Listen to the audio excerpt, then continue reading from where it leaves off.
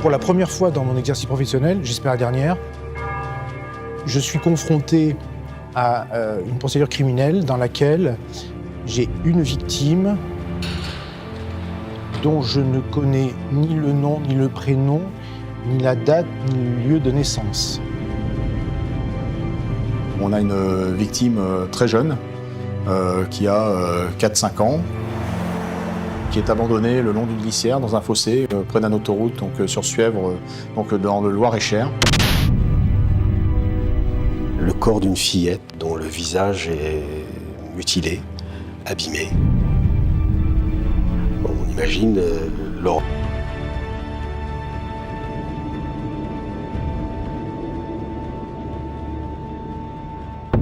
Été 1987, nous sommes sur l'autoroute A10, à proximité de Blois, à la hauteur de la commune de Suèvre.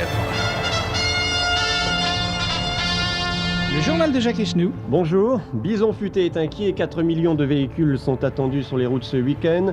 Le 11 août 87, c'est une journée de vacances avec une autoroute A10 chargée, comme sont toutes les autoroutes à cette période de l'année. Il fait beau, il fait même assez chaud. Alors que des milliers de vacanciers partent vers le soleil, des agents d'entretien s'activent au bon déroulement du plus grand chassé-croisé de l'été. Ce 11 août 1987, il est un peu plus de 15 heures. Et 2 employés de Cofiroute font finalement une tâche qu'ils font tous les jours, c'est-à-dire qu'ils doivent couper les herbes hautes le long de l'autoroute. Et puis, l'un d'eux va avoir son attention attirée par quelque chose, une espèce de couverture dans le bas-côté de l'autoroute. Et il s'en approche et là, il va découvrir quelque chose qui est absolument terrifiant. Nous étions en train de faucher sur le bord de l'autoroute l'herbe en dessous des glissières et 10 mètres plus loin que moi, après le début de mon travail, on a aperçu un papier, une couverture enroulée avec quelque chose qui semblait suspect. Alors je me suis approché, c'est là que j'ai vu la tête de l'enfant et les pieds dépassés. J'ai fait le tour et j'ai aperçu l'horreur. Ce qu'il découvre alors le saisit d'effroi. À ses pieds, enroulé dans cette couverture, le corps inerte d'un tout jeune enfant. On imagine l'horreur de cette vision. Le corps d'une fillette dont le visage est mutilé, abîmé. Une fillette qui manifestement a cessé de vivre. L'employé de Cofiroute donne immédiatement l'alerte et ce sont les gendarmes du peloton autoroutier de Blois qui arrivent sur les lieux. La scène de découverte est particulièrement hallucinante, quoi. Une enfant abandonnée sur le bord de l'autoroute. Aucun automobiliste n'a remarqué ce corps, juste déposé à quelques centimètres de la route. C'est de l'autre côté des barrières de sécurité. Et ce qui est assez frappant, c'est de voir qu'on ne voit que la tête et les pieds. Et surtout, il est dans un fossé qui doit faire à peu près 2,5 m de large, incliné à 45 degrés, et la tête est vers le bas. Tout indique que le corps a été abandonné par les occupants d'une voiture, qui a ensuite repris son chemin. Il y a eu une dépose qui a été faite à la va-vite, mais il y a quand même une couverture qui enveloppe. Voilà, c'est assez intriguant. Un lieu inhabituel, un corps enveloppé. Les gendarmes ne sont pourtant pas au bout de leur surprise. Car c'est un enfant martyrisé, au visage tuméfié qu'ils découvrent alors. Le substitut du procureur est sous le choc. Je vous avoue que j'ai l'habitude des cadavres, mais ce petit cadavre, ainsi marqué, m'a profondément touché. Apparemment, le corps a été abandonné peu avant sa découverte. Mais les blessures sont, elles, bien plus anciennes. Et l'autopsie va énumérer toute l'horreur des violences que la fillette a subies. L'autopsie de cette petite fille a semé la stupéfaction au sein de l'Institut médico-légal, tellement les médecins légistes n'ont quasiment jamais vu ça. C'est le descriptif sans fin des violences extrêmes subies par cet enfant. C'est une petite fille d'environ 4 ans. L'examen de son corps va témoigner de son calvaire. Le tableau est absolument saisissant puisqu'on a des traces de morsures humaines. Alors plus précisément, il y a même prélèvement de certains points de son corps. Enfin, pour être précis, un mamelon de cette petite fille a disparu. Alors, qui a bien pu infliger ces morsures d'une violence extrême? Selon le légiste, elles ont été assénées par une petite mâchoire. D'où la conclusion que l'auteur de ces morsures multiples est soit un adolescent, soit une femme. Une hypothèse renforcée par la présence sur son corps d'une plaie immédiatement reconnaissable. Il y a des brûlures qui semblent avoir été causées par un fer à repasser, qui est plus souvent manipulé par une femme que par un homme. On retrouve ces signatures plutôt féminines des actes. Un nouvel élément qui conduit les gendarmes à envisager la piste de violence domestique. Il y a aussi des fractures multiples qui ne sont pas à ressouder avec une surveillance médicale, mais de manière naturelle. Les enquêteurs comprennent alors que ces mauvais traitements se sont répétés inlassablement pendant des années. C'est un enfant qui n'a pas été tué d'un coup, a priori. C'est pas une simple chute, c'est pas une crise, c'est des violences exercées sur un temps long. Ah, donc quelque chose qui fait penser à de la maltraitance quotidienne, à vraiment ce qu'on appelle l'enfant battu en fait. Et elle est morte de ça. Pendant des mois, possiblement pendant des années, elle a été battue, elle a été violentée. Cette succession de violences, de coups extrêmement violents, fait qu'au bout d'un moment, son corps en fait a abandonné et qu'elle est morte de cette façon-là. À la fin de l'autopsie, tout indique que la fillette a été battue par un proche.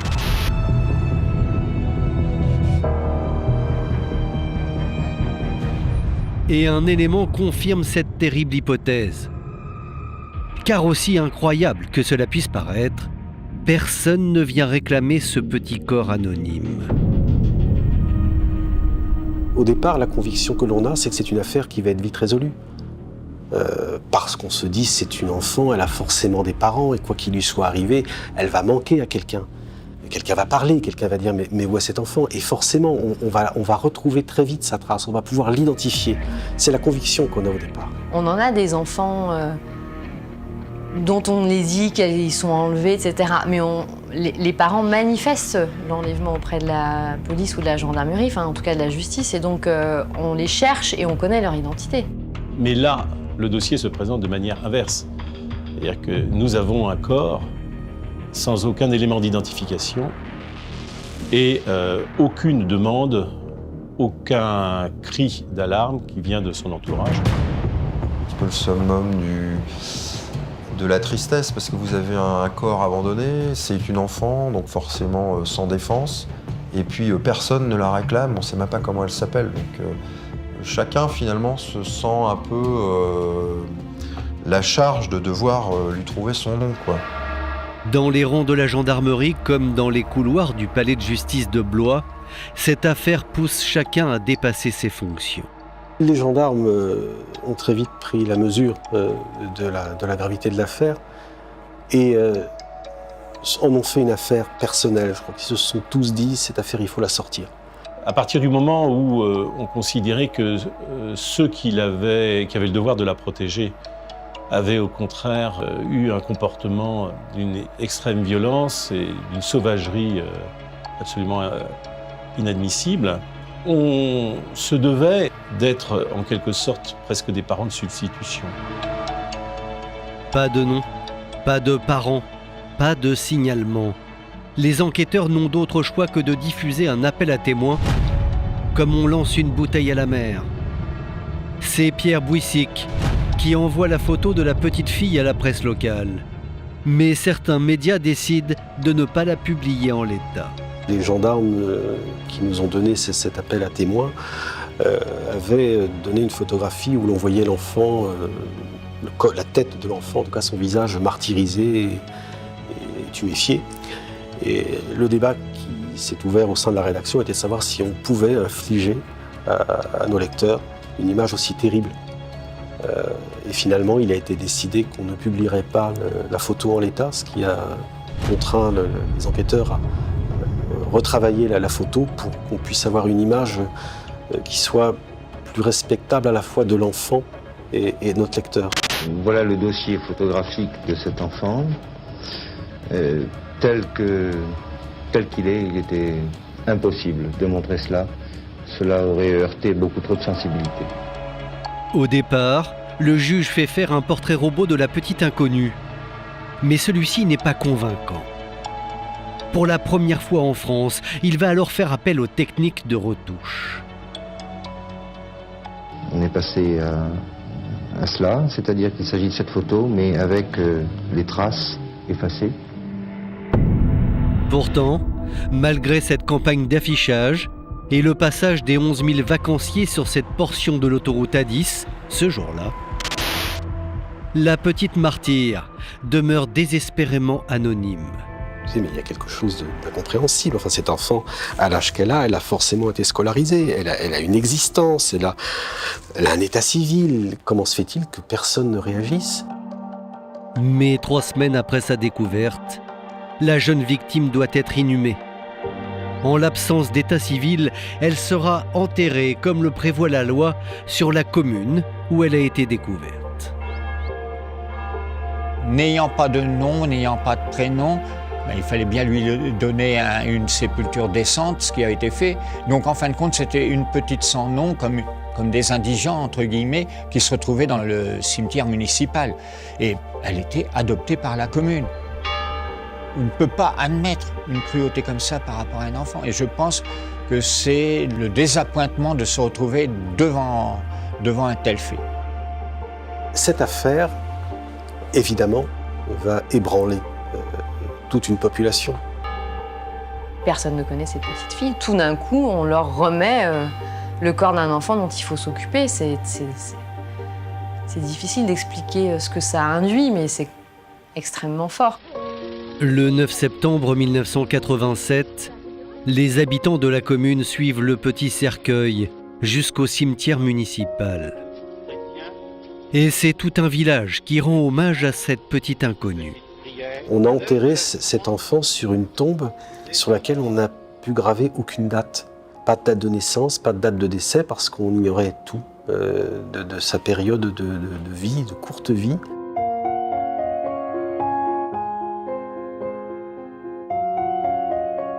Présente ce jour-là, Geneviève, l'épouse du garde champêtre. Elle se souvient.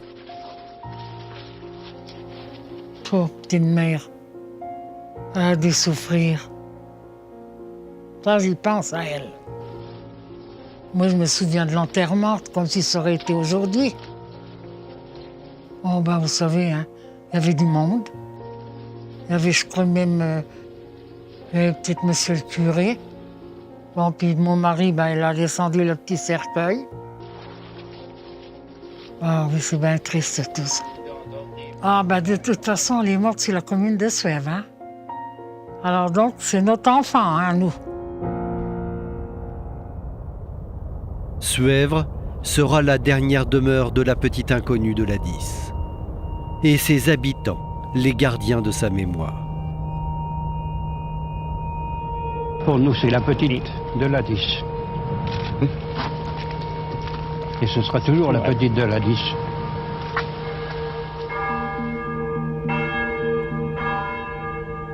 Je trouve ça magnifique en réalité. C'est un geste d'humanité, de solidarité. Il faut qu'il y ait des drames un peu comme ça pour que les bonnes consciences se révèlent. Tout n'est pas pourri finalement dans ce bas monde et c'est rassurant quelque part. L'enquête est au point mort. Sans éléments tangibles, et alors que l'appel à témoins n'a rien donné, les enquêteurs n'ont d'autre choix que de tenter de dresser le profil de l'auteur présumé. On peut se demander, à partir d'un profil aussi violent de l'auteur, si cette personne n'a pas déjà attiré l'attention. Est-ce que cette violence extrême, pendant des mois et des mois, a pu être conservée dans un cadre domestique secret, ou bien a attiré l'attention soit du voisinage, soit même de services sociaux. Donc on va faire des recherches autour des juges des enfants, ce sont les assistantes sociales, qui sont systématiquement contactées. Malheureusement, aucune disparition n'a été signalée par les services sociaux des villes voisines. Chaque fois, il y aura la même frustration de se dire que ces investigations ne donnent rien. Et le juge Domergue, avec les gendarmes de la section de recherche d'Orléans, vont systématiquement rebondir et se dire on ne va pas s'arrêter là, on va réfléchir à quelque chose de nouveau et on va lancer cette nouvelle piste finalement dès le lendemain. Et pour honorer la promesse faite à cette petite fille, Georges Domergue change d'échelle. Désormais, les recherches seront nationales.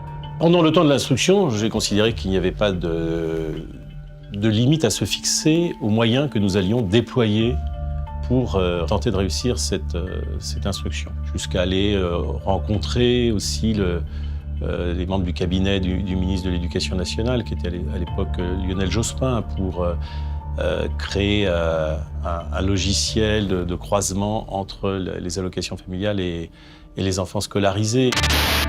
Sur le terrain, les enquêteurs vont également réussir un tour de force. En quelques semaines, 66 000 écoles vont être visitées. Une prouesse pour l'époque. Je me souviens d'avoir suivi une équipe de gendarmerie qui, au mois de septembre, allait voir les familles dont les enfants auraient dû faire leur rentrée à l'école et qui manquaient à l'appel. Et une par une, ils sont allés voir ces familles pour vérifier où était l'enfant. Et à chaque fois, ils se sont aperçus que oui, il y avait une explication. Soit elle était ailleurs, soit ils avaient déménagé, soit... Mais en tout cas, ce n'était pas la petite fille de la 10. Eh bien, c'est grâce à la force structurelle, je dirais, de la gendarmerie, son réseau. C'est-à-dire que, à partir de la section recherche d'Orléans, on prend des contacts avec toutes les gendarmeries de France et donc chacune a pour tâche d'aller vérifier dans son ressort, dans son secteur, avec les photos de la petite, si un renseignement peut être recueilli. Avec cette collaboration totale et franche de tous ces services, et je dis bien tous les services, j'ai bon espoir d'aboutir rapidement. Ceci dit, pour moi, ce n'est pas une question de temps. Je mettrai le temps qu'il faudra, je saurai bien retrouver qui est cette gamine.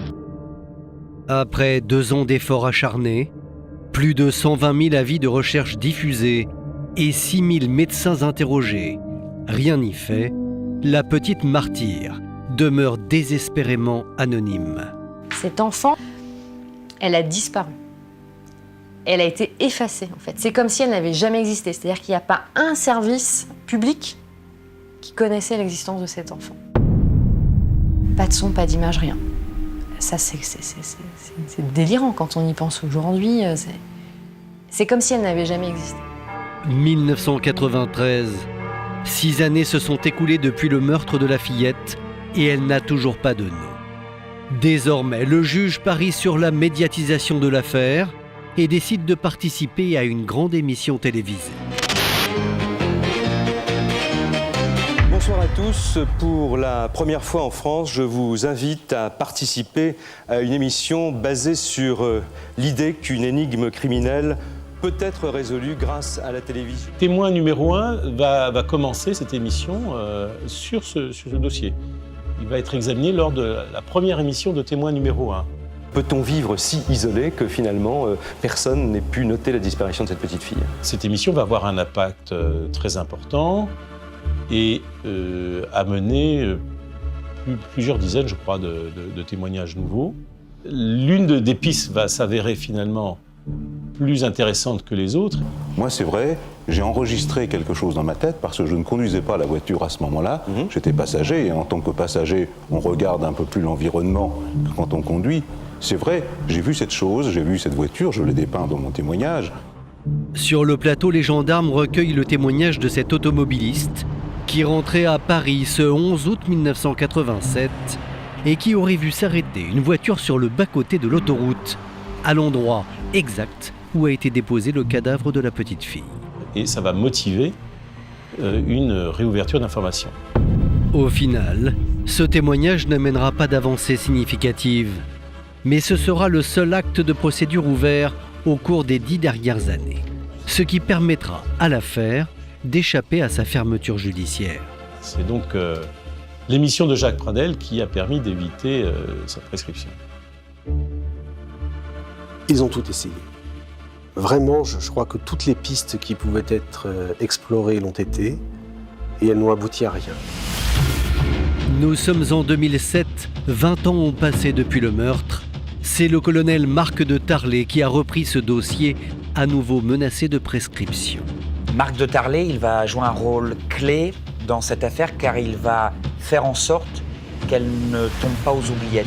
Parce qu'au bout d'un moment, il y a dans la justice française évidemment ce qu'on appelle la prescription, c'est-à-dire que passé un certain nombre d'années, eh bien finalement une affaire ne peut plus être jugée parce qu'elle est trop ancienne.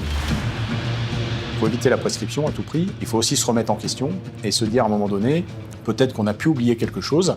La situation a un peu changé, les moyens ont pu changer. Et donc, ce qui a été trouvé à ce moment-là, c'est de relancer l'enquête sur la base des progrès de la police technique et scientifique, sachant que les objets trouvés sur la scène de découverte de cette petite fille ont été bien conservés, ont été scellés de façon correcte.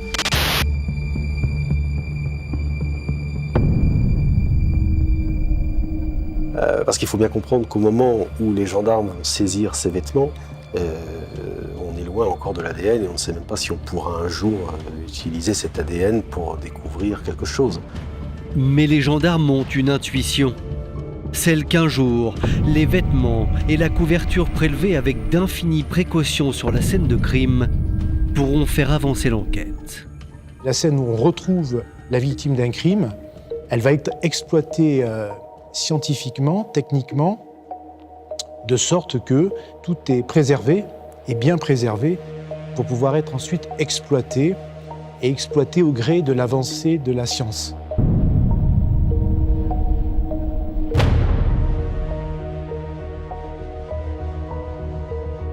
En 2007, la science a fait énormément de progrès. On a la chance, nous gendarmes, à ce moment-là, d'avoir sous-scellé la couverture bleue, les vêtements, la robe de chambre qu'elle avait, qui sont tachés.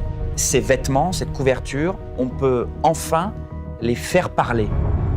Donc là, nous prenons attache avec des experts en génétique en leur posant la question suivante. Pensez-vous que 20 ans après, avec les progrès qui ont été faits en matière de recherche ADN, on puisse retrouver des ADN sur ces scellés ? Les vêtements sont envoyés à l'Institut de génétique Nantes-Atlantique, un laboratoire de pointe qui va analyser une à une les traces laissées sur les vêtements de la petite fille. Et un coup de théâtre se produit. Pour la première fois depuis 20 ans, les enquêteurs disposent du premier élément d'identification. Grâce à la science, on va, pour la première fois, permettre de repérer des traces ADN qui appartiennent, semble-t-il, à une seule et même famille. Au total, ce sont 3 ADN, un masculin et 2 féminins qui sont retrouvés sur la chemise de nuit. Le simple fait d'avoir extrait plusieurs ADN, un ADN masculin, un ADN féminin, laisse penser qu'on peut peut-être arriver à résoudre cette affaire. Et donc, par conséquent, en rédigeant habilement des procès-verbaux, les enquêteurs vont relancer d'autant la prescription. L'affaire est relancée. Pour autant, un profil génétique ne peut à lui seul révéler l'identité des agresseurs. La science, à ce moment-là, elle ne permet pas de dire pour autant à qui appartient cet ADN. Elle ne permet pas de donner des noms. Mais elle permet, en fin de compte, d'isoler ces ADN, de les mettre dans une base de données en se disant « un jour, ça pourra nous servir ». Les profils génétiques sont intégrés et comparés au fichier national créé en 1998. Celui-ci s'enrichit chaque année des profils de nouveaux délinquants.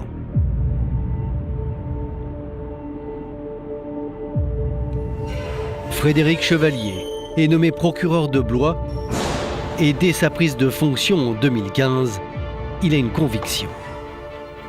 Ça peut paraître un peu peut-être prétentieux, je sais pas, mais je me dis, un jour ou l'autre, on parviendra à élucider cette affaire. Pourquoi ? Parce que on a dans le dossier des éléments, notamment d'ADN, qui nous permettent de dire que tôt ou tard, ça matchera entre une trace et puis un individu qui sera mis en cause quelque part.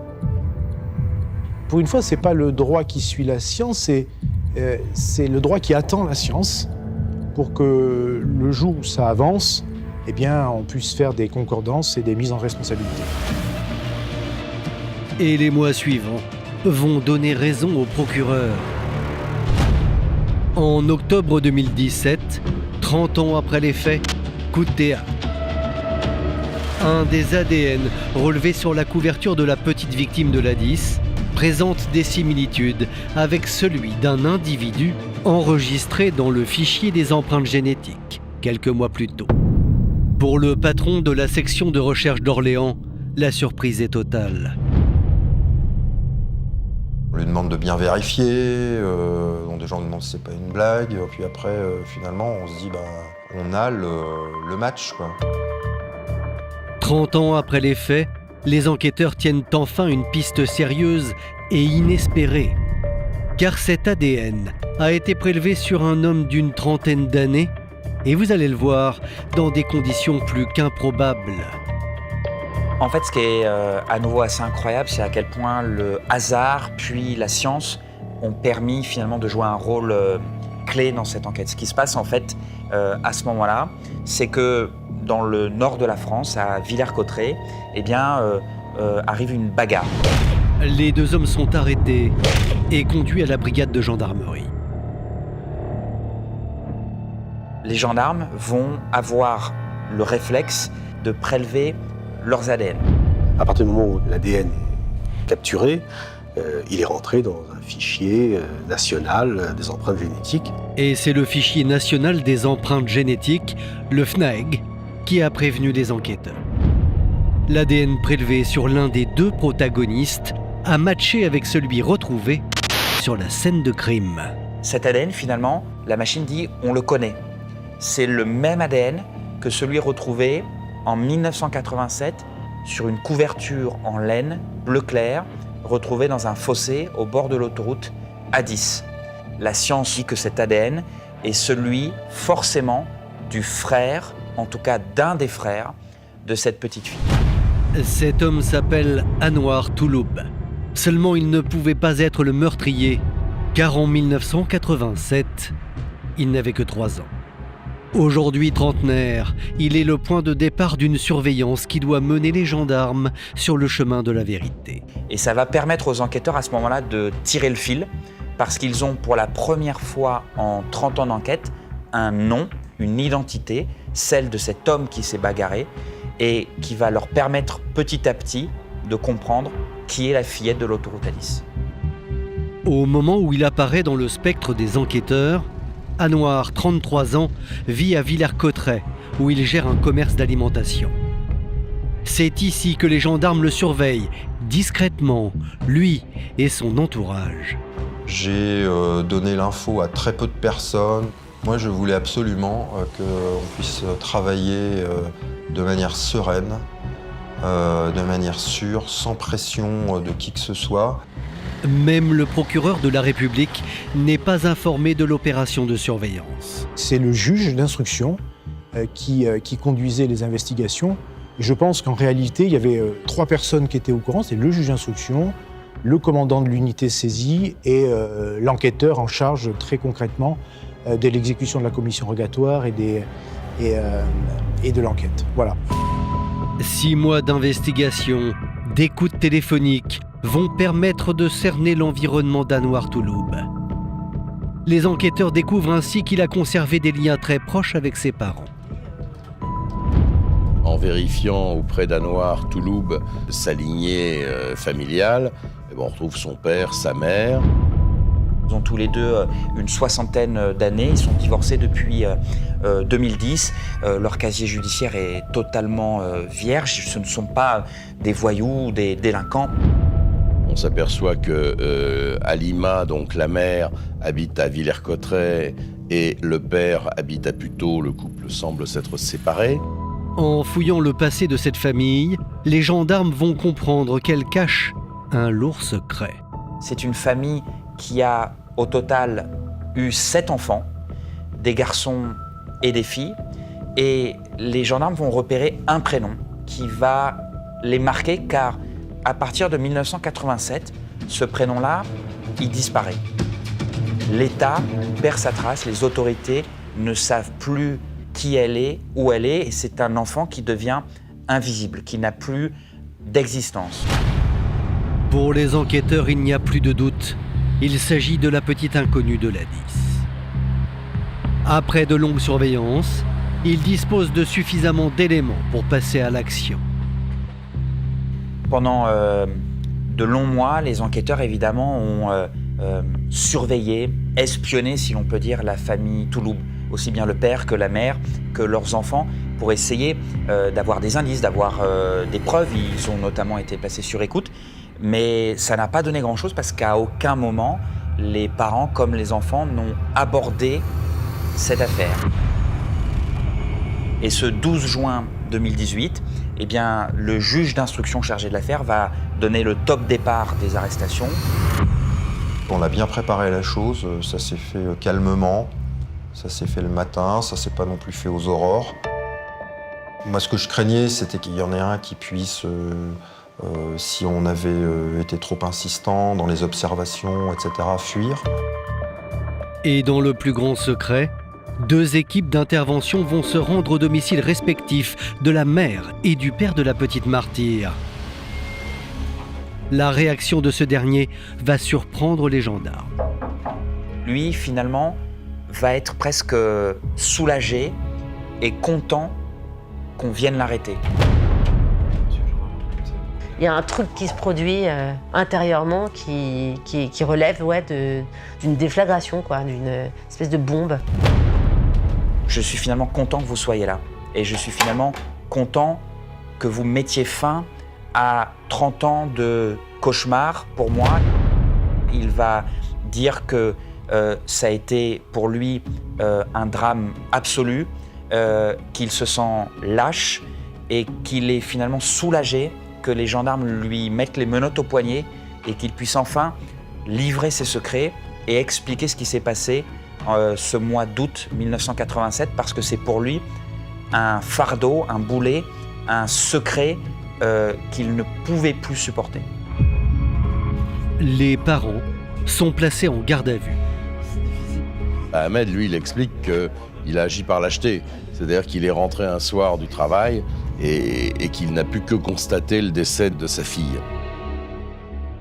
Il avait le choix à ce moment-là entre dénoncer sa femme en appelant la police ou la gendarmerie. Il ne l'a pas fait. Il a couvert sa femme. Ils ont passé la nuit comme ça et le lendemain, ils ont pris la route pour descendre au Maroc, d'où ils sont originaires. Convaincu que ses aveux l'auraient conduit en prison et privé de ses autres enfants, Ahmed Touloub, à l'époque, va garder le silence et prendre la route avec sa famille. À l'arrière du véhicule, le corps sans vie de sa fille martyrisée. Je veux bien le croire que dénoncer cet acte détruirait en quelque sorte ce qu'il a construit. Et puis des mécanismes se mettent en place. Ces mécanismes psychologiques qui nous permettent de continuer à vivre devant l'horreur. C'est ce qu'on appelle le déni, faire le deuil en quelque sorte. Et d'année en année, de fil en aiguille, il y a une espèce d'abcès qui se construit avec une coque à l'intérieur de sur le plan psychologique et on arrive à vivre. Une seule question obsède les enquêteurs. Ahmed Touloub était-il impliqué dans les violences faites à sa fille? Le père a toujours daigné avoir exercé la moindre violence sur sa fille et expliqué que c'était finalement sa femme qui frappait régulièrement cet enfant. De son côté, Alima Touloub, l'épouse, ne se montre pas très coopérative. Ce qui est sûr, c'est que les enquêteurs ont beaucoup de mal à avancer dans leur enquête en interrogeant la mère de famille, Madame Touloub, qui, dans un premier temps, va jouer la carte de l'amnésie, qui va ensuite expliquer que oui, qu'en effet, c'est bel et bien sa fille, qu'elle est aujourd'hui âgée d'une 30aine d'années et qu'elle va très bien, qu'elle vit au Maroc, qu'elle a des enfants et qu'elle a régulièrement de ses nouvelles. Elle va ensuite avancer un peu dans ses déclarations et quand elle sera dans la foulée de sa garde à vue face au juge d'instruction, elle va expliquer qu'elle a en fait menti. Chacun de leur côté, les parents s'accusent, jusqu'au moment où devant le juge d'instruction, Halima Touloub reconnaît des accès de colère. Je ne sais pas, moi, comment décrire. Je deviens une autre. D'habitude, je suis calme, je suis sage, j'aime faire le bien, j'aime mes enfants. Quand la petite était là, après, il y avait un mur entre elle et moi. On dirait qu'il y a quelque chose qui me pousse à taper la petite. Je ne comprends pas, même maintenant, je ne comprends pas. Difficile d'y voir clair, tant le profil des suspects présentés comme des parents sans histoire dénote avec les violences assénées à la petite fille. Quand on voit la monstruosité de l'acte par lequel cet enfant a disparu et décédé, on a du mal à penser qu'il n'y a pas de pathologie associée. C'est effrayant. C'est un acte odieux, inqualifiable, porté par une personne normale. Et c'est en se plongeant dans l'histoire de ce couple que les enquêteurs vont tenter de trouver des explications à la mort de la fillette. Halima et Ahmed Touloub, tout juste mariés, quittent le Maroc au début des années 80. Pour Ahmed, alors modeste vendeur à Casablanca, la France est un Eldorado qui porte en elle la promesse d'une vie meilleure. Si on se projette dans une vie qui n'est pas meilleure que celle dans laquelle on se trouve, on ne décide pas de quitter son pays. Évidemment, le déracinement est un traumatisme. Lui, il a vécu finalement un accroissement sur le plan social. Il était parti de rien, dans un village berbère où il était très pauvre, d'une famille très pauvre. Il arrive en France, il a finalement exploité une épicerie, tout ça. Halima, elle, quitte sans enthousiasme son pays et son poste de professeur des écoles qu'elle occupe alors. Elle vivait dans une grande ville avec des parents avec lesquels elle avait des interactions, avec une fratrie. Elle est arrivée à un niveau bac, elle l'a eu, elle l'a passé. Elle était à Casablanca, la mégapole marocaine. Elle a une vie, elle, au Maroc. Donc, quand elle quitte cette vie, déjà, c'est un regret. Et elle espère bien la retrouver au quintuple, cette vie. Son déracinement, elle a accompagné finalement dans un mouvement traditionnel l'époux et elle s'est dégradée sur le plan social. Et donc là, on est sur un déséquilibre à l'excès. D'autant que d'autres événements ont peut-être créé des traumatismes. Après avoir quitté le Maroc, Halima revient passer des vacances à Casablanca. Là, elle accouche d'une 3e petite fille qu'elle confie à la garde de sa grand-mère. Halima rentre donc en France sans cette petite qui vient de naître. On lui fait croire qu'elle va quitter le Maroc pour avoir mieux et en réalité, elle trouve bien pire. Elle perd son statut social. Elle n'est plus que la femme de ce monsieur qui galère et qui n'arrive pas à joindre les 2 bouts tous les mois. Elle n'est plus que mère de famille avec un enfant dont elle a accouché qui n'est même pas encore là. Et cet enfant qui n'est même pas encore là, il y en a déjà un autre dans son ventre. Enfin voilà, elle n'a pas la main sur sa vie. Après 16 mois bercée par l'amour inconditionnel de sa grand-mère, l'enfant rentre en France où elle va devoir faire connaissance avec sa mère biologique. Mais la petite, en vérité, elle a déjà eu une vie avec sa grand-mère et donc elle n'est pas très attachée à sa maman. Le lien n'est pas fait. Des retrouvailles difficiles qu'évoquera Halima lors de ses auditions. Je ne connais pas cette petite fille, elle ne me connaît pas. Il faut que l'on prenne le temps toutes les deux. Il n'y a aucune liaison entre nous. Elle est belle, elle est mignonne, elle est ma chère, elle est tout, mais elle est un peu loin de moi. Elle ne veut pas de moi ni de ses sœurs. Le fameux instinct maternel, qui dit ce qu'il dit, mais il y a vraiment des échanges comme ça, biologiques, d'instinct maternel qui se construit, qui n'ont pas pu se mettre en place, notamment les 3 premières années. Lentement, Inexorablement, la fillette quitte son statut d'enfant pour celui de martyr. 2 ans durant, elle va subir de nombreuses fractures, de multiples morsures, ainsi que des brûlures de fer à repasser. Son calvaire prend fin le 11 août 1987, aux abords de l'autoroute A10, où elle est abandonnée sans vie par des parents qui prennent la route des vacances vers le Maroc. Il est possible qu'un enfant, malgré lui, finalement, concentre toute la frustration d'une famille portée par une mère, qui est une femme qui est, en gros, on peut appeler ça une espèce de tyran domestique, qui impose une certaine violence au père d'abord et au reste de la fratrie. Le 14 juin 2018, après 48 heures de garde à vue, les parents sont tous deux placés en détention provisoire. La justice rend alors la nouvelle publique. Il y a une conférence de presse qui est organisée en fin d'après-midi au tribunal de Blois, pendant que dans des bureaux adjoints sont entendus les 2 parents par un juge d'instruction qui va décider de leur raison d'examen et de placement en détention provisoire. Et donc on va avoir des informations assez sibyllines et en même temps assez précises qui vont être données par le procureur sur cette affaire.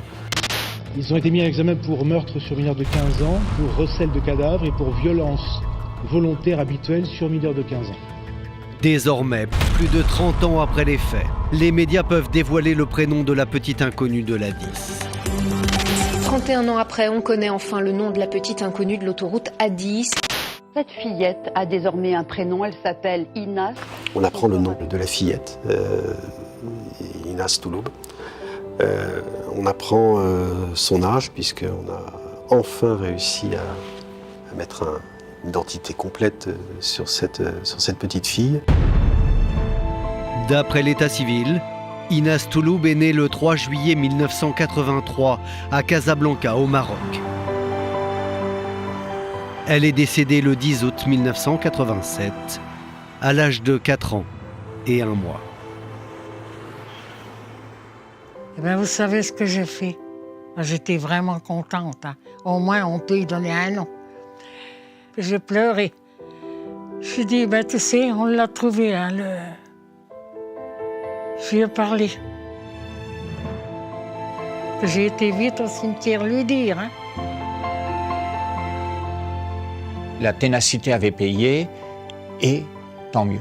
Parce que maintenant, il y avait un nom, il y avait un prénom, et il y avait une sépulture qu'on pouvait modifier en attribuant un nom, et non plus la petite martyre de l'A10.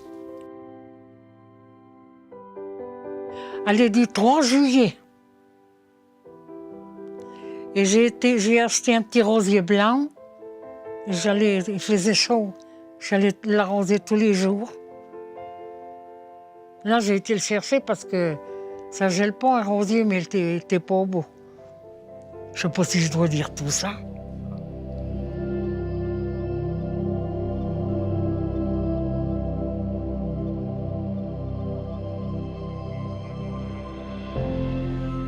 Au-delà d'avoir le sentiment de mettre en cause des gens qui sont de près ou de loin concernés par ce crime, c'est de se dire on est maintenant capable aujourd'hui de redonner honneur à cet enfant. Honneur parce que ce qui nous caractérise, c'est d'avoir une date de naissance, un prénom et un nom. Et c'est ce qui nous singularise, vous de moi. C'était de dire, voilà, ma piotte, tu revis en quelque sorte aujourd'hui parce qu'on est capable de mettre une plaque sur ton lieu de vie actuel qui dit que tu es né un 3 juillet 1983 à Casablanca, que tu te prénommes Inas, voilà, que ton nom de famille c'est Touloub et que tu es morte sans doute un 11 août 1987. Ça, c'est sans doute la seule affaire dans laquelle j'éprouverai cette émotion-là, qui n'a rien à voir avec un problème professionnel, mais que j'ai vécu.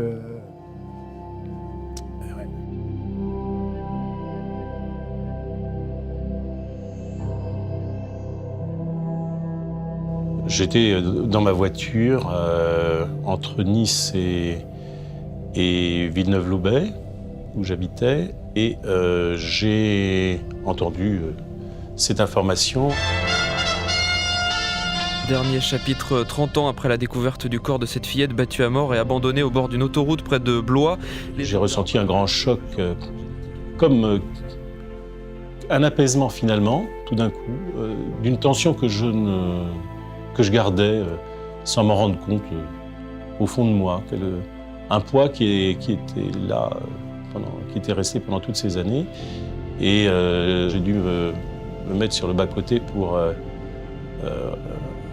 reprendre un peu mon souffle et faire revenir, laisser venir toutes sortes d'images autour de ce dossier.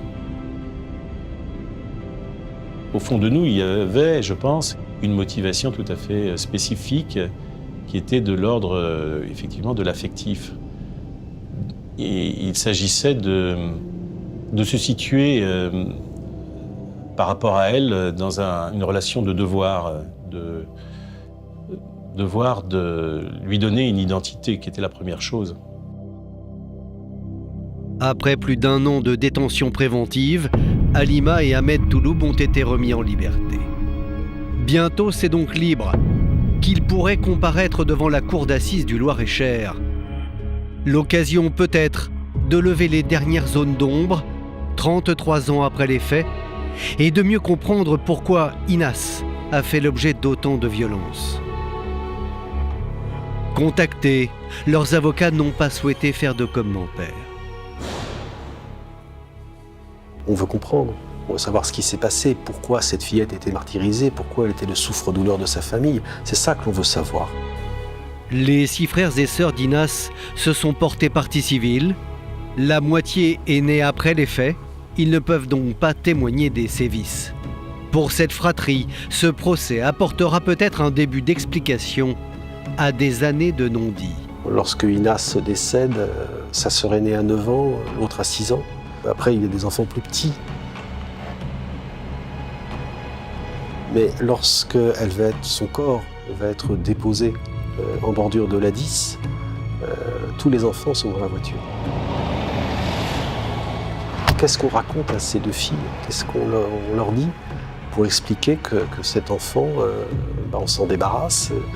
Qu'est-ce qu'on leur raconte pour justifier cet abandon? Comment faire pour dénoncer ses parents? Comment faire pour...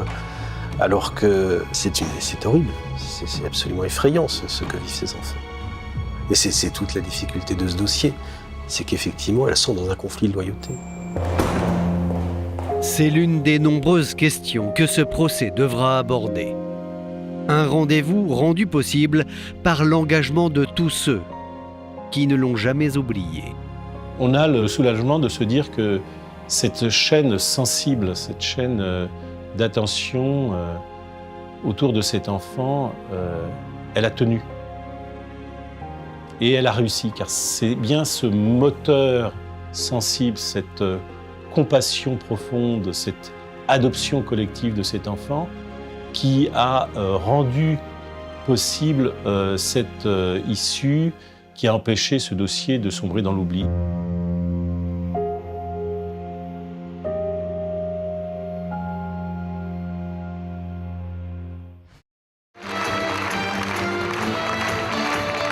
Festival du Cirque de Saint-Paul-les-Dax, novembre 2008. Ce soir-là, on récompense les meilleurs artistes de l'année.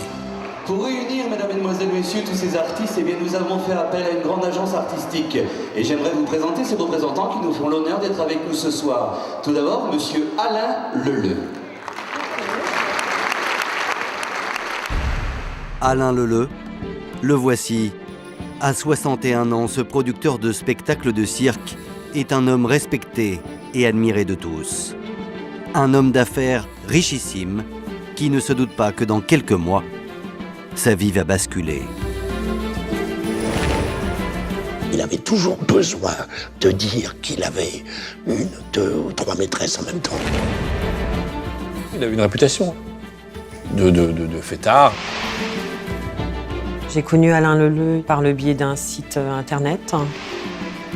C'est une femme atypique qui a une relation tout à fait singulière avec Alain Leleu et qui a un passé sulfureux. Les policiers découvrent qu'elle a au moins 3 films pornographiques à son actif. Et là, j'ai pété un plomb. Et là, j'ai perdu pied. Lundi 8 février 2010, Château d'Humières dans l'Oise, siège de la société d'Alain Leleu. La secrétaire du producteur ne sait plus où donner de la tête. Tout le monde cherche son patron, mais l'homme est introuvable et cela ne lui ressemble pas. Si vous voulez, c'est un homme d'affaires, on sait toujours où il est, il passe sa vie au téléphone et il ne se passe pas 37 secondes sans qu'il passe un coup de fil. Son boulot, en gros, c'est de trouver des spectacles et de les vendre, de les fabriquer et de les vendre. La secrétaire d'Alain Leleu a appelé la terre entière et personne dans son entourage n'a de nouvelles. Même son meilleur ami, Jean-Claude Toussaint, un agent immobilier de 63 ans. Effectivement, il y avait de quoi penser au pire, parce que c'était tout à fait anormal qu'il reste 2 jours, 3 jours sans téléphoner. Il pense qu'il lui est arrivé quelque chose de grave parce qu'il a une vie, il dort pas beaucoup, il fait des centaines de milliers de kilomètres par an. Il y avait un peu cette fatalité de dire un jour, il arriverait quelque chose. Alors, qu'est-il arrivé au producteur de cirque Alain Leleu ?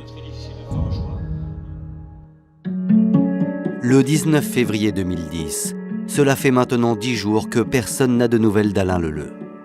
Ce sont les policiers de la sûreté départementale de Chartres qui prennent l'enquête en main. Car la secrétaire de l'homme d'affaires a révélé que juste avant de disparaître, Alain Leleu aurait passé le week-end des 6 et 7 février à Champfol, dans la banlieue de Chartres. Il se serait rendu chez une certaine Alexandra Nicolas. Immédiatement, les enquêteurs décident d'aller rendre visite à cette mère célibataire de 37 ans. Nicolas, bonjour, police de Chartres. Nous souhaiterions vous interroger au sujet. On est venu me voir, Ah, on peut rentrer ? Je fais rentrer. Cet homme, vous le connaissez ? Oui, c'est Alain. C'est Alain Leleu, exactement. Aux policiers, Alexandra Nicolas affirme qu'Alain Leleu l'a quitté le dimanche 7 février au soir. Depuis, elle n'a plus une nouvelle. Elle n'est pas du tout impressionnée par l'arrivée des policiers, elle répond aux questions qu'on lui pose. Alexandra explique aux enquêteurs qu'Alain Leleu est un ami, rencontré il y a une dizaine d'années lors d'un entretien d'embauche. Elle avait passé un entretien avec lui, elle a été embauchée, le contrat de travail a duré quelques années. Alain Leleu a offert à Alexandra, alors sans travail et seule avec sa fille, l'opportunité de s'en sortir. Et c'est là qu'il m'a dit, moi j'ai une entreprise, je peux t'embaucher et tu peux avoir une autre vie que celle que tu es en train d'imaginer là. Avec le temps, Alain Leleu est devenu plus qu'un ami pour Alexandra. En tout cas, c'est ce qu'elle affirme. Elle explique en réalité qu'Alain Leleu n'est pas son amant. Elle dit simplement que c'est un ami intime, qu'ils se connaissent depuis longtemps, une dizaine d'années, et qu'ils ont une espèce de relation filiale, une sorte d'amour platonique. Alain, moi, je ne l'ai jamais embrassé, on s'est jamais tenu la main, on avait des gestes affectueux, on se disait bonjour, on se faisait la bise. Face aux enquêteurs, la jeune femme explique sans détour qu'Alain Leleu est arrivé le vendredi soir, vers 18h, pour passer le week-end, comme ils en ont l'habitude. Alain, il arrive crevé comme à chaque fois qu'il arrive parce qu'il a fait 2000 km en presque 24 heures, donc il est fatigué. Ah, merci. Il s'occupe un petit apéro, on ouvre une bouteille de vin. Non, promis. Tiens, moi j'espère qu'on va parler autre chose que du boulot. On regarde la télé, les infos. C'est une soirée vraiment banane. Hein. Il me raconte un peu ce qu'il a fait, ce qui va pas. Et voilà, et puis c'est tout. Ouais, je débarrasse les verres et j'arrive. Alexandra précise qu'elle n'a rien noté d'anormal dans le comportement d'Alain Leleu ce soir-là. Ah bah ça va faire du bien. Le lendemain, on est samedi, une journée, une matinée en tout cas assez banale. Elle s'occupe du ménage, enfin voilà, elle fait du repassage. Et d'après Alexandra, le producteur serait reparti le dimanche, en début d'après-midi.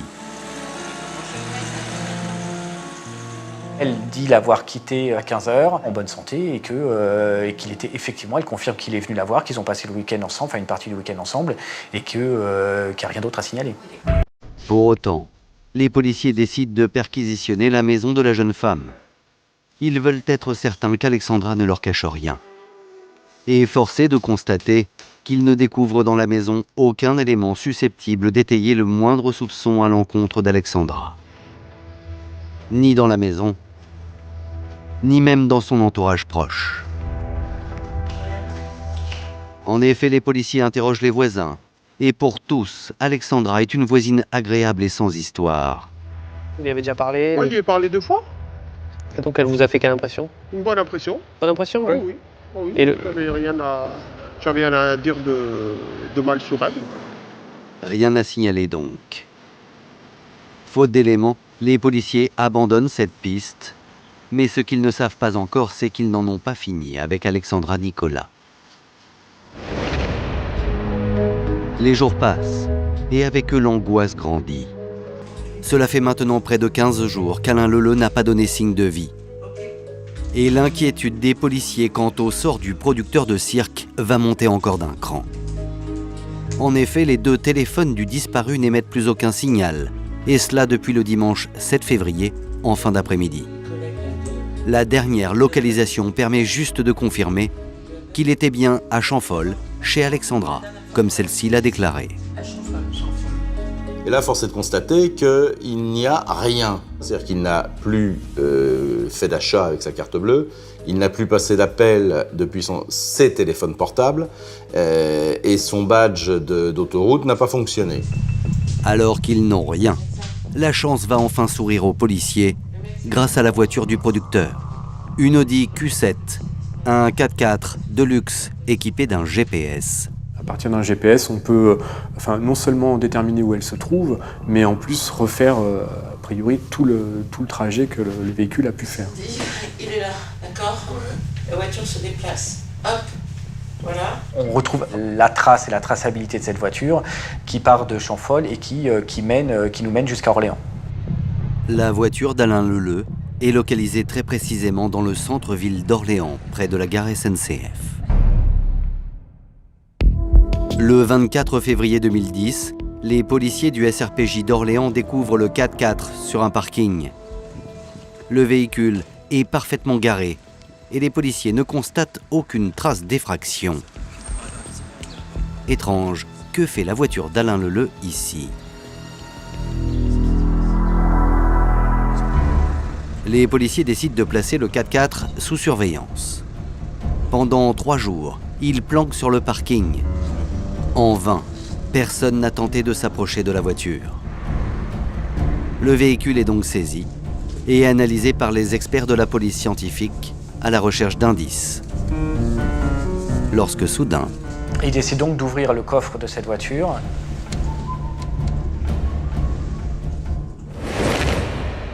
Là, ils font la macabre découverte. Le corps d'Alain Leleu gît dans le coffre, enveloppé dans un drap rose. Le froid l'a conservé et empêché toute odeur pestilentielle. Le producteur de cirque a donc été assassiné. L'autopsie du corps va permettre de déterminer les causes de la mort. Alain Leleu a été étranglé. Des marques de griffures sont retrouvées à l'arrière de ses 2 mollets, ce qui signifie probablement que son corps a été déplacé. Le cadavre a été bougé et sans doute dans un laps de temps assez éloigné de la mort. Le 26 février 2010, le parquet ouvre une information judiciaire pour homicide volontaire.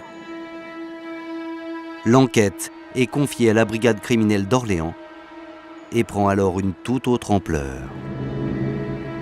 Des moyens d'investigation très importants sont mis en place. On a découvert un corps, il s'agit de trouver rapidement qui est le meurtrier. Mais qui avait des raisons d'en vouloir à Alain Leleu au point de le tuer?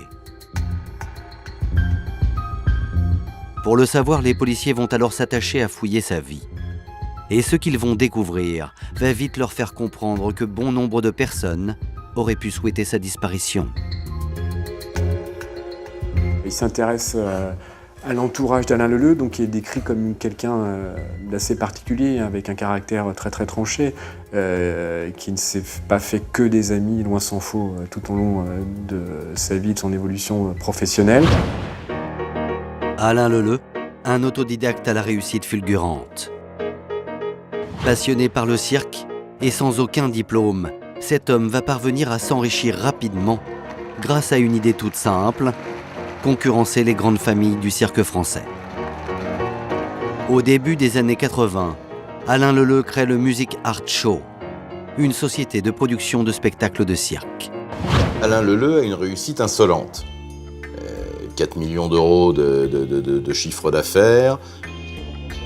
Il y avait la soif de réussir, la soif d'être connu. Vous savez, il avait ce côté artiste, ce côté cabot. Sous son chapiteau, des artistes du monde entier se produisent. Il s'est placé régulièrement en Bulgarie, en Hongrie, en Russie, pour voir et pour signer les contrats avec ces artistes. Et il était certainement dans ce métier-là qu'il le connaissait le mieux. L'un des meilleurs, oui, sans aucun doute. Il aimait le cirque, il aimait les circassiens, il aimait le cirque. Forcément, ce que ça lui rapportait aussi. Alain Leleu installe le siège de sa société dans les appartements luxueux du château d'Humières dans l'Oise. Mais si son entreprise brille de mille feux, en coulisses, c'est une autre histoire. Son filleul, Florent, qui a travaillé quelques mois avec son parrain, n'est pas prêt d'oublier cette expérience. Il est arrivé avec une liste de 500 noms qui m'a donné sur la table et puis en disant tiens, débrouille-toi avec ça, t'as 500 entreprises à démarcher et puis maintenant prends-moi des rendez-vous quoi. Exécution. Et dépêche-toi. Allez, dépêche-toi. Et te trompe pas, hein. Pas comme la dernière fois, parce que sinon ça va barder. Hein. C'est un peu le chef de clan d'une tribu qui lui doit un peu soumission. Après le numéro que t'as fait, tu oses rentrer ici et me demander ta paye? Il me disait, faut être dur avec eux si t'es trop gentil copain, ça va pas. Un homme extrêmement passionné, fort en gueule, un peu tyrannique, qui s'exprime parfois de manière un peu abrupte avec ses salariés, ses employés. Sinon je vais faire un malheur. On pouvait se dire de lui, mince, dis donc Alain, salopard quoi en quelque sorte. Et puis à côté de ça, mince, se dire, dis donc qu'il est génial, quoi, parce que il avait cette double personnalité, quoi. Effectivement, l'ange d'un côté, le démon de l'autre. Donc forcément, c'est un homme qui génère de la sympathie pour certains, mais aussi beaucoup d'animosité pour d'autres. Au fil des témoignages, se dessine le portrait d'un homme pour qui le prix de la réussite se mesure au nombre de ses ennemis. C'est de la merde. À commencer par ses concurrents, à qui il livre une guerre impitoyable. Pas question que je te paye quoi que ce soit. Les hommes de la brigade criminelle vont donc dans un premier temps privilégier la piste d'une rivalité professionnelle. Et dans cette hypothèse, ils ont un type qui sent bon, comme on dit. Hein. Un certain Michel Delaruelle, présenté comme l'ennemi juré d'Alain Leleu. Un homme qui lui aussi est producteur de spectacles et qui pouvait avoir intérêt à éliminer son rival. Dès la disparition d'Alain Leleu, le monsieur Delaruelle se précipite sur son téléphone pour essayer de sortir des contrats qui normalement étaient destinés à Alain Leleu. Une fois qu'il apprend la mort d'Alain Leleu, il débauche et il téléphone à chaque client pour essayer de les récupérer. À partir de cet instant, les enquêteurs vont prendre très au sérieux la piste d'une vengeance professionnelle. 17 mars 2010, locaux de la police judiciaire d'Orléans. Il est 9h lorsque l'interrogatoire de Michel Delaruelle, âgé de 50 ans, commence. Commencer ensemble, travailler avec lui au départ. Et c'est qui pour toi là? Je suis interrogé parce que tout le monde dit que je suis le suspect numéro 1, en fait. Des bêtises, c'est pas bon. Et Michel Delaruelle va vite comprendre qu'il a tout intérêt à collaborer. L'interrogatoire est assez cossu quand même. Un qui rentre, un qui sort, deux qui restent, un qui rentre, d'autres qui sort, des questions différentes, des questions avec des synonymes. Les questions pleuvent, mais rien n'y fait. Michel Delaruelle reste imperturbable. Il nie farouchement les faits qu'on lui reproche. Hein. Il affirme haut et fort qu'il n'a rien à voir avec la mort d'Alain Leleu. On n'élimine pas son concurrent parce qu'on se partage 300 clients, même si ça représente 3 millions d'euros de chiffre d'affaires. Et les policiers vont avoir la preuve que Michel Delaruelle dit vrai. Car l'homme a un solide alibi Il était en vacances au ski au moment des faits. Il a prouvé par son alibi qu'il n'était pas possible qu'il ait une responsabilité dans la mort d'Alain Leleu, et du coup la piste s'effondre. Alors, si ce n'est pas un rival professionnel, qui a tué Alain Leleu? Faute d'éléments, les hommes de la brigade criminelle d'Orléans vont passer un appel à témoins dans la presse locale. On ne sait jamais, quelqu'un a peut-être vu ou entendu quelque chose qui puisse orienter leurs recherches. Et là, il y a un homme qui appelle les policiers et qui dit avoir des révélations fracassantes, importantes à faire. Cet homme, c'est lui, Rémi Santurenne. Il a 53 ans et il est voyant. Il déclare aux policiers qu'après avoir lu l'appel à témoins, il a eu une vision. Au volant de ma voiture, tout d'un coup, j'ai eu une image, des images assez précises qui me sont venues. J'ai eu un flash d'images de lutte entre un homme qui était Monsieur Leleu et une femme. Voilà. Je me suis dit, il a été tué par cette femme, quoi. Cet ressenti, c'était inéluctable. Pour moi, c'était clair et net. Le témoignage du voyant pourrait prêter à sourire. Mais la suite de son récit va lui donner du crédit. Car l'homme va déclarer que le corps a été déplacé. Je sens qu'on emmène le corps. Et pourquoi, j'en sais rien, mais c'est un ressenti. On emmène le corps quelque part, et je sais, pour moi, dans mon fort intérieur, qu'il n'a pas été tué dans le 45, dans le Loiret, mais qu'il a été tué ailleurs. Le voyant, on ne le prend pas au sérieux, mais finalement, il dit quand même des trucs que personne ne sait, n'est censé savoir. Donc peut-être que le voyant a peut-être un don. Donc du coup, ils le prennent un peu au sérieux. Alors, Alain Leleu a-t-il été la victime d'un règlement de compte amoureux? Pour les policiers, la thèse passionnelle est séduisante. Car au fil des témoignages, ils découvrent qu'Alain Leleu n'avait pas seulement la réputation d'être un féroce homme d'affaires.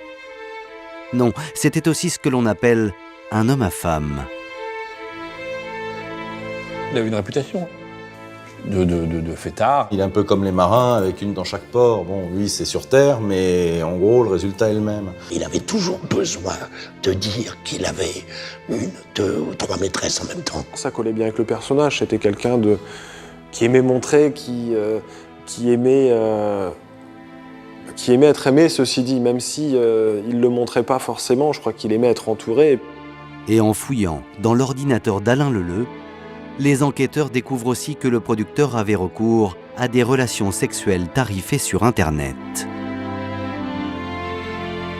Ils vont retrouver des dizaines et des dizaines de connexions sur des sites, sur des réseaux d'escort girls. La police arrive à définir qu'il a des relations assez fréquentes avec des prostituées. Et l'une d'entre elles n'est pas inconnue de la police. Elle répond au pseudonyme de Marie-Ève. Et puis il y avait un policier qui regarde la photo de près et qui dit « Mais attends, on la connaît celle-là ». Et en fait, il s'avère que c'est Alexandra Nicolas. Alexandra Nicolas, souvenez-vous, c'est cette femme chez qui Alain Leleu a passé le week-end, juste avant de disparaître. Au fil des investigations, il se rend compte du passé sulfureux d'Alexandra, qu'elle a fait plusieurs apparitions dans des films X. Les policiers découvrent qu'elle a au moins 3 films pornographiques à son actif. Profession gynécologue, profession plombier et le clochard. Et on n'est plus du tout dans l'image de la mère au foyer qui a, avec une vie professionnelle un peu chaotique, mais lisse et banale. On est vraiment dans c'est une femme qui a eu une vie avant Leleu singulière. Le passé sulfureux d'Alexandra Nicolas intrigue les enquêteurs. Aurait-elle joué un rôle dans l'assassinat d'Alain Leleu? Pour le savoir, les hommes de la brigade criminelle décident de se rendre à Chartres pour placer la jeune femme en garde à vue. Les enquêteurs sont bien décidés à passer Alexandra Nicolas sur le grill. Il saisit, bon, se fout de nous depuis le début, celle-là. On va la reprendre et on va lui expliquer qui on est. Hein. La jeune femme doit s'expliquer sur son passé, en commençant par ses apparitions dans des films X. Et Alexandra va se prêter au jeu des enquêteurs, sans opposer la moindre résistance. Je mets surtout un petit peu aux abois, donc plutôt que d'aller tout simplement voir mes parents et leur dire voilà, j'ai une période difficile, bon c'est bon. De fil en aiguille, on rencontre des gens de la nuit. Bon, les gens de la nuit, il y en a des très bien, il y en a des moins bien. Et puis voilà, j'avais une copine à l'époque qui m'avait dit bah ouais, je fais des petits films et tout. Et la fin justifie le passage à l'acte, quoi. Et si Alexandra a caché cet épisode de sa vie, ce n'est pas par hasard. Elle savait pertinemment que cela la desservirait. J'ai fait quelques films sur 3 mois et c'est tout dans ma vie. Et on me colle ça, voilà, on me colle, voilà, Alexandra, c'est pas une personne, c'est une image. Et Alexandra, bah, elle est grande, elle est blonde, alors c'est forcément une pouffe. Elle explique très clairement le fait d'avoir tourné des films porno. Parce qu'elle a besoin de subsister, parce qu'elle a besoin de vivre, de gagner de l'argent. Donc elle a fait ça quelques fois, et puis ensuite elle a laissé tomber, et elle s'est concentrée sur l'escorting, donc en gros la prostitution, quoi. C'est donc dans ce contexte qu'en 2002, Alexandra Nicolas rencontre Alain Leleu, chose qu'elle avait omis de dire. J'ai connu Alain Leleu il y a une dizaine d'années, par le biais d'un site internet sur lequel il était inscrit, qui, comment dirais-je, permettait de mettre en relation des escortes. C'est comme ça que j'ai connu. Donc on s'est donné rendez-vous, enfin il m'a donné rendez-vous un jour, je m'y suis rendue et c'est là que j'ai fait sa connaissance au restaurant. Et Alain Leleu s'avère être un client pas tout à fait comme les autres. Il m'a pas regardé comme un monsieur qui attendait quelque chose. Alexandra est à l'aise avec Alain Leleu. Elle s'épanche, raconte sa vie, et l'homme d'affaires semble bouleversé. À la fin du repas, il m'a dit « T'as rien à faire là, quoi. T'es bien élevé, t'as fait des études, tu peux faire autre chose. Et puis en plus, t'as pas le profil, quoi. C'est pas toi. » En gros, elle a rencontré Alain Leleu par le biais des petites annonces d'escorting. Et l'histoire est née comme ça. Et là où elle ne dit pas que des mensonges, c'est qu'elle a effectivement travaillé avec lui. Sauf que bon, c'est à l'envers, quoi. Hein. Et c'est ainsi qu'à partir de 2002, Alexandra décroche un travail. Elle devient l'assistante du producteur. Elle le suit dans toute la France, au gré de la caravane du cirque. Je suis allée sur les spectacles, il m'a donné parfois des missions, souvent les photos, parce que moi j'adore la photo. Voilà, il m'a tendu une perche et je l'ai saisie tout de suite. Et comble du bonheur, la fille d'Alexandra fait elle aussi partie du voyage. Vous imaginez, on a la tête d'une petite fille, c'est la fête. C'est Disney Open Bar, il connaît tout le monde, donc il paye rien, il y a des entrées partout. Ma fille est éternue, elle a une pluche. Je veux dire, voilà, c'était pour elle, c'était... Et Alain Leleu ne s'arrête pas là. En août 2008, il achète la maison de Champfolle pour y installer Alexandra et sa fille. Alors, la maison de Champfolle, bon, c'est moi qui l'ai choisie parce qu'en fait, je voulais habiter pas loin de mes amis et puis des enfants. Voilà, je voulais rester dans ce quartier-là parce que voilà, c'était bien. C'est une maison qui avait été estimée à 248 000 €, qui a été achetée cash par Alain Leleu. Une maison de 240 000 €, des cadeaux, une voiture, des vacances au bout du monde. Rien ne semble trop beau pour Alexandra et sa fille.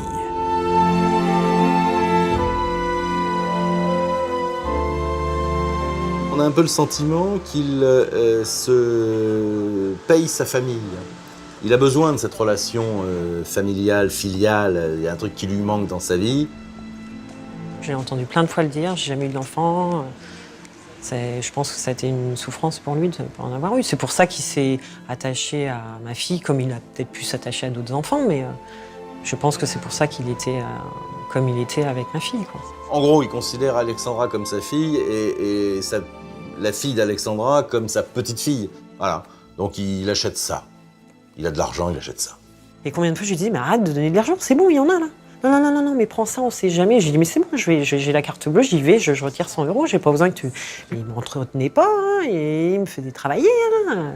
Comme il m'a dit, hein, si tu veux des sous, tu vas pas gagner au loto, faut aller travailler. Face aux policiers, Alexandra maintient qu'elle n'est strictement pour rien dans la mort d'Alain Leleu. J'ai jamais eu l'intention de faire quoi que ce soit à Alain. Moi, j'étais bien dans la situation où j'étais, tout se passait bien, tout... Enfin, je veux dire, j'aurais créé ma perte, quoi. Après plus de 3 heures d'interrogatoire, faute d'éléments probants, les policiers autorisent Alexandra à rentrer chez elle.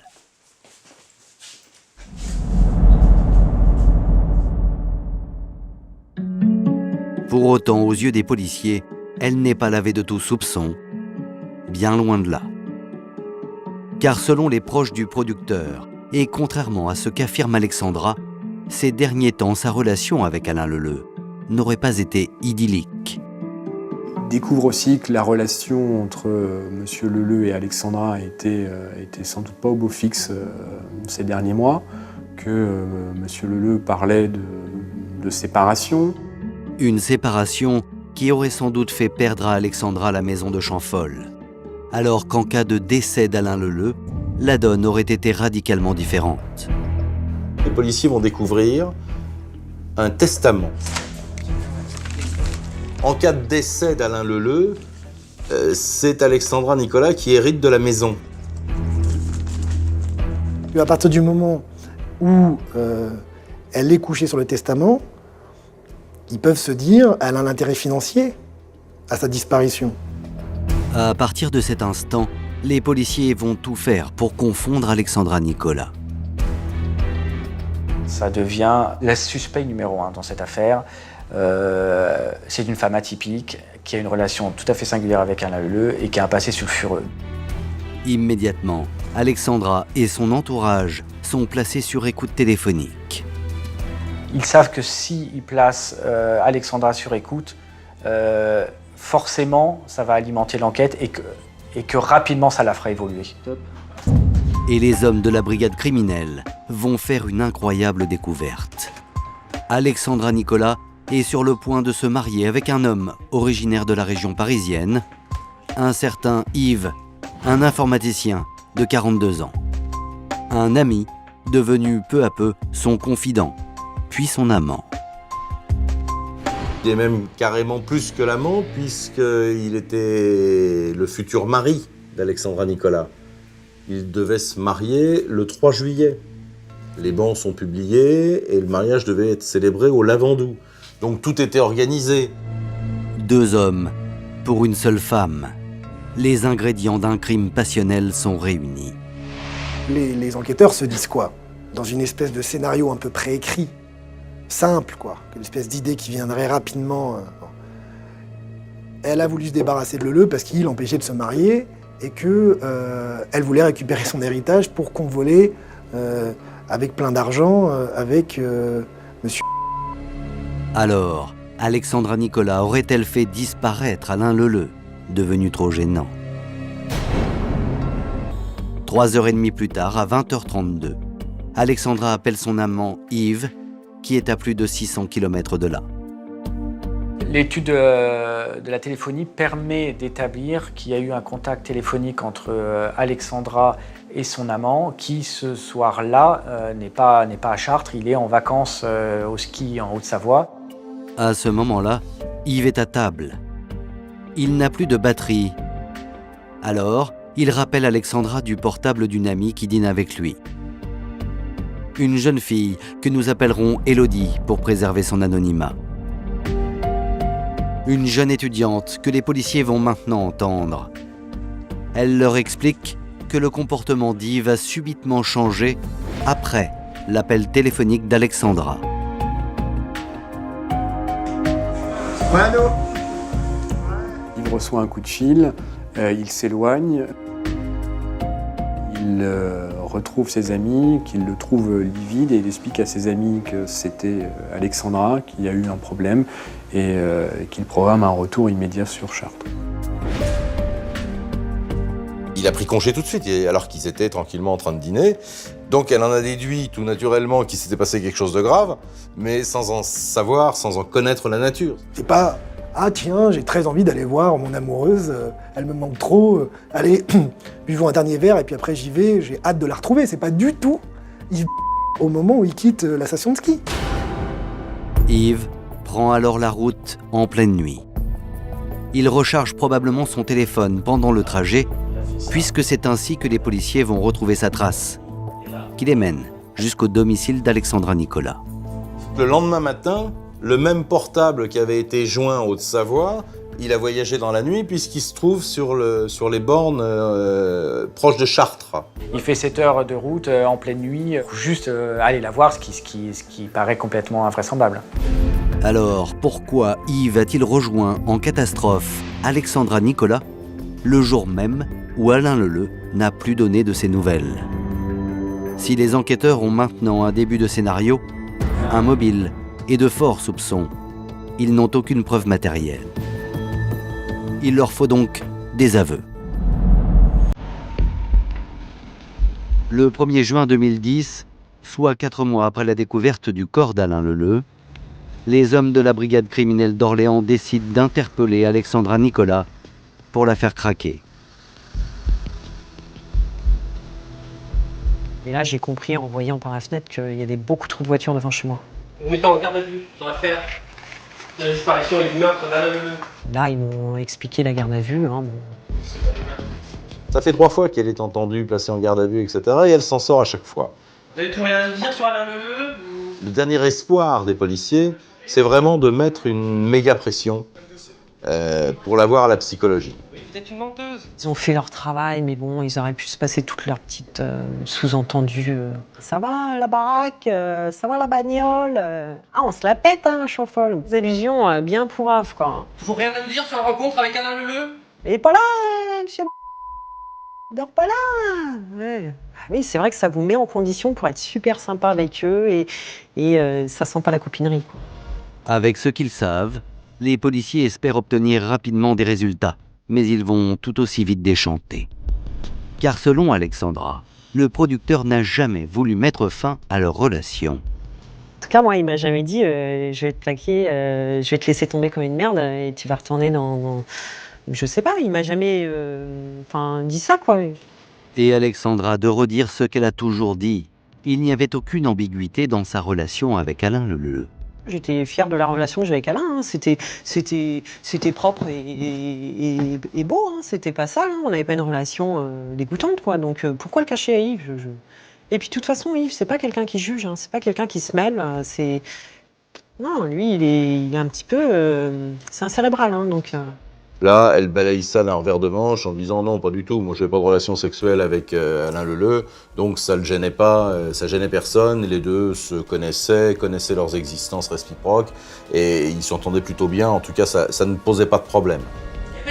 Alexandra réfute tout mobile passionnel, reste le mobile financier. Même si Alain, il avait décidé de ne plus m'avoir dans sa vie, je veux dire, voilà, j'aurais repris un appart comme j'avais. Et puis, du boulot, j'en ai toujours trouvé.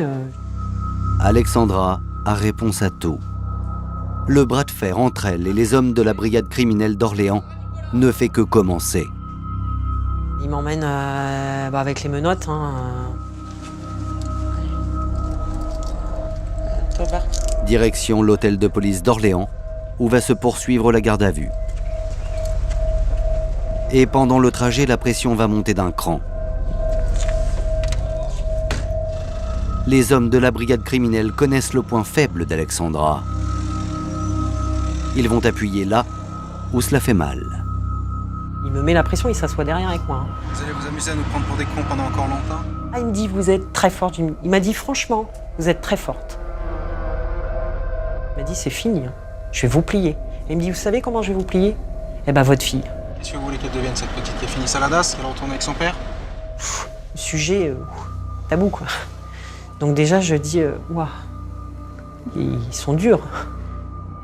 Et je regarde dehors et il me dit, vous allez voir, Madame Nicolas, vous allez parler. Et Alexandra n'est pas au bout de ses peines.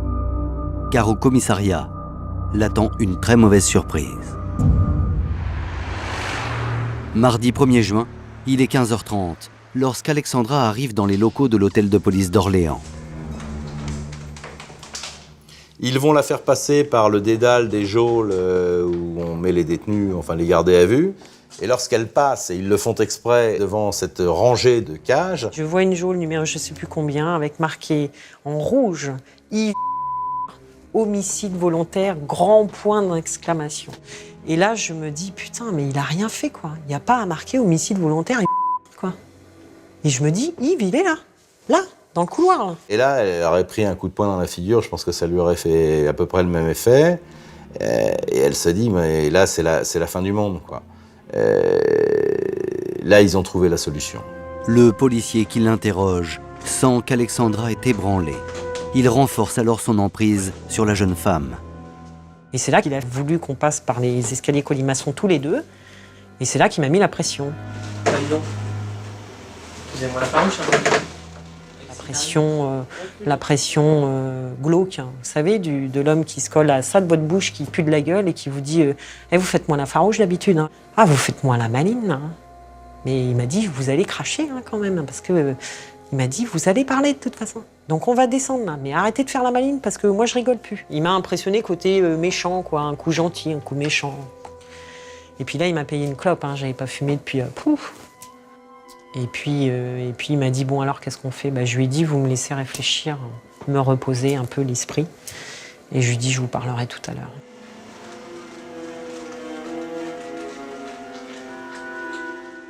Je me fâche et je lui dis, mais ta gueule ! Il lui aurait reproché ses films pornographiques, il lui aurait reproché d'avoir été plus ou moins prostituée, et puis il s'en prend à sa fille qui a 10 ans, en disant de toute façon ta fille elle finira comme toi à coucher avec des hommes dans des conditions que je ne vous décrirai pas. Mais c'est comme ça qu'elle va finir sur le trottoir à fréquenter n'importe qui, et là j'ai pété un plomb. Et là j'ai perdu pied. Là, j'ai pas supporté. J'ai pas pu le digérer. Je voyais qui est une petite fille qui est mignonne, qui est bien élevée. Et je voyais ce que moi j'avais traversé. Je voyais que lui, il disait qu'elle aurait ça. Et ça, j'ai pas supporté. J'ai pas supporté et j'ai saisi la ceinture que j'avais dans les mains, je suppose, puisque je repassais. Une ceinture molle, là. Et voilà. Et je me suis son cou. Je voulais qu'il se taise. Je voulais pas qu'il meure, je voulais qu'il se taise. Je voulais plus qu'il dise ça parce que c'est pas beau, quoi. C'est son... J'ai serré et j'ai serré. Et en fait, c'est la douleur que j'ai eue dans les mains, des picotements qui ont fait que j'ai desserré. Voilà. Face aux hommes de la brigade criminelle d'Orléans, Alexandra explique qu'elle était dans un état second et qu'elle n'a pas réalisé tout de suite la gravité de son geste. Le monde, il s'arrête, quoi. Il n'y a plus de vous êtes là et vous entendez la télé, quoi. Il n'y a plus rien. C'est noir, quoi. Vous êtes dans le truc. Voilà, vous êtes dans le... Vous avez perdu le contrôle, quoi. C'est passé de l'autre côté. Alexandra explique ensuite qu'elle serait restée un long moment prostrée dans la cuisine, en état de choc. J'ai peur. J'ai peur de ce que j'ai fait, j'ai peur... Et puis là, j'ai les idées qui viennent, quoi. Je me dis, qu'est-ce que je fais ? Putain, il est mort. J'appelle les pompiers, j'appelle pas, Et je pense à... Et je me dis, putain, mais qu'est-ce que j'ai fait tout de suite, quoi. Je visualise Je visualise ce qui va se passer, que je vais la perdre. Parce que je suis responsable de la mort d'Alain et que je vais la perdre. Alexandra raconte qu'elle serait restée ainsi 3 bonnes heures avant d'appeler à l'aide Yves, son amant. Allô Yves. C'est Alex. Il décroche et beaucoup de bruit. Et je lui dis, il s'est passé un drame, quelque chose de grave. Entre 2 sanglots, je lui dis, Alain, il est mort. Il me dit quoi ? Et je lui répète, je lui dis, Alain, il est mort. Et il me dit, au final, touche à rien, j'arrive. Selon Alexandra, c'est elle seule qui aurait déplacé le corps en attendant l'arrivée de son amant, Yves. Le lendemain, il va comprendre qu'il est bien trop tard pour appeler la police. Le délai raisonnable était passé depuis longtemps. Il y a une nuit entière qui est passée, elle a bougé le corps. Ils ont conclu qu'il fallait continuer comme ça. Toujours selon Alexandra, ils auraient alors chargé ensemble le corps dans la voiture d'Alain Leleu et auraient décidé d'attendre la nuit pour prendre la route. Alexandra affirme être au volant du 4x4, alors qu'Yves l'aurait suivi dans un autre véhicule. C'est moi qui prends le véhicule, parce qu'à ce moment-là, je prends conscience de ce qu'on fait. Et j'ai dit à Yves, il m'a dit, non, je lui dis, c'est moi. Si je me fais arrêter, je suis toute seule dans la voiture et si on me fait ouvrir le coffre, Alain, il est là, mais ça sera moi. Ne sachant où aller, Alexandra raconte qu'elle prend la direction d'Orléans. Une fois sur place, elle aurait abandonné la voiture avec le corps d'Alain Leleu à l'intérieur. Et je me suis garée là et Yves m'attendait plus loin dans l'autre véhicule et j'ai fermé la voiture et je suis montée et on est parti, quoi. À l'issue de sa garde à vue, Alexandra Nicolas est mise en examen pour homicide volontaire. Elle est incarcérée à la maison d'arrêt d'Orléans. Quant à Yves, accusé de recel de cadavres, il est placé sous contrôle judiciaire, mais recouvre la liberté. Dans ce dossier, une question demeure. Alexandra Nicolas aurait-elle agi comme elle le prétend, sur un coup de sang? Ou aurait-elle pu préméditer son acte? L'instruction judiciaire menée pendant 1 an et l'analyse psychologique de la jeune femme laissent penser qu'elle a pu être sincère. Ça donne pas le sentiment de quelque chose qui a été soigneusement pensé et méthodiquement mis en place. On est dans quelque chose qui est fait à la petite semaine, avec un drame passionnel, comme il en arrive, et puis cette volonté de faire disparaître le corps, tout simplement. Après avoir passé 1 an derrière les barreaux, Alexandra a été remise en liberté. C'est ainsi qu'elle a pu répondre à nos questions. En attendant son procès, voici ce qu'elle espère par-dessus tout. J'espère qu'à mon procès, on va pas voir Alexandra, l'actrice de film porno, pute, arriver. Parce que c'est pas ça. Je l'ai dit à mon avocat, je suis responsable du décès d'Alain et je dois être punie pour ça. Si la préméditation est retenue, Alexandra Nicolas encourt la réclusion criminelle à perpétuité. Dans le cas contraire, sa peine sera allégée.